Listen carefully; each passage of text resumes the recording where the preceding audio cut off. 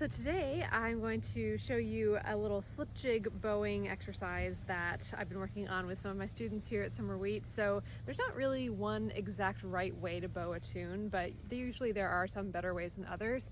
And one of the tricks with slip jigs in particular is you want to combine slurred bows with separate bows. So let's take Fig for a Kiss and I'll play it a few different ways.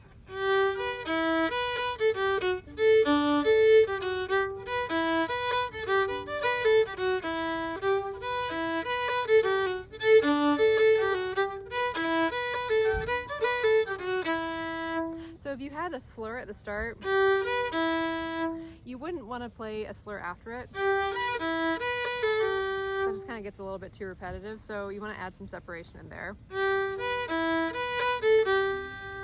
And if you started separate, you might want to do a little slur here with your cut. So try out some different combinations and let me know what you think.